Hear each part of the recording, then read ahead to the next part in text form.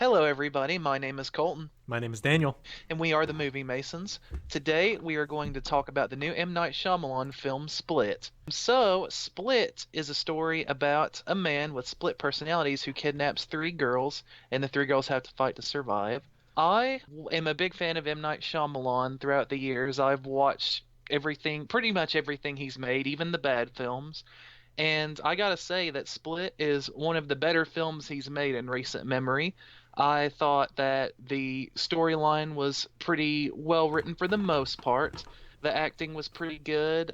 James McAvoy is stellar as all of the different personalities of this individual with dissociated identity disorder, and I enjoyed it overall. James McAvoy for me was the highlight of this movie for sure. To see him portray each personality was one of the best on-screen acting performances I think I've ever seen. He's able to do all of the personalities convincingly, and you really believe that this man is actually, 23 different people. I agree. This film, McAvoy's performance in this film, even when Split gets a little bit slower, when the characters are developing and a little bit the slower scenes are going on, McAvoy carries this thing like Atlas.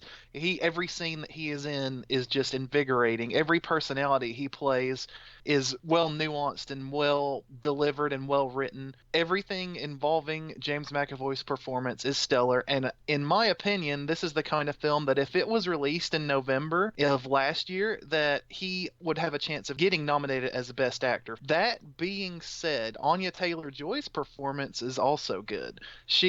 I really liked her in The Witch, and she plays a very sympathetic role, and her arc is actually a little bit more complex. I also liked the therapist character, played by Betty Buckley, Dr. Karen Fletcher. She Yeah. was really good. Her concepts about dissociative identity disorder in the face of her psychological field and how her views conflicted with a lot of other psychiatrists was actually something I thought was really interesting, and I did not expect this film to go as in depth with that field of study as it did.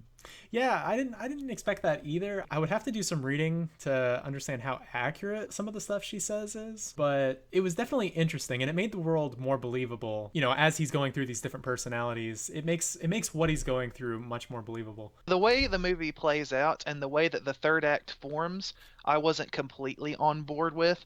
There are some scenes involving the character development of the two leads, James McAvoy and Anya Taylor-Joy's characters, both of which I felt weren't as cohesive as they could have been. And I believe that even though the third act was probably the weakest act, in my opinion, of the whole film, it never stops being entertaining. And that unpredictability that M. Night Shyamalan was so known for in his early films is on full display here.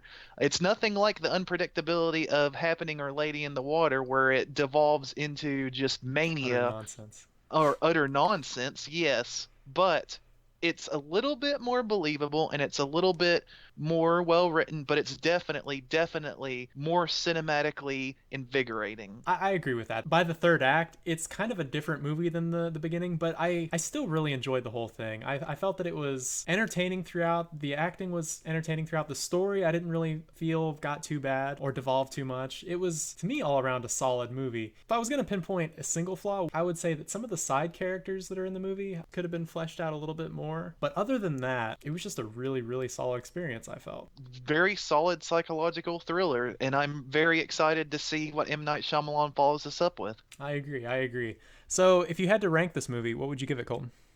I'd give it a 3.5 out of 5. I think it's just a solid psychological thriller that's well worth seeing. It may have a weaker third act that doesn't amount to an ending as cohesive as I would like it to be, but it's still solid, great acting, an excellent performance from James McAvoy, great directing, good cinematography, good soundtrack. There is not too much to dislike if you're a fan of psychological thrillers or M. Night Shyamalan as a director.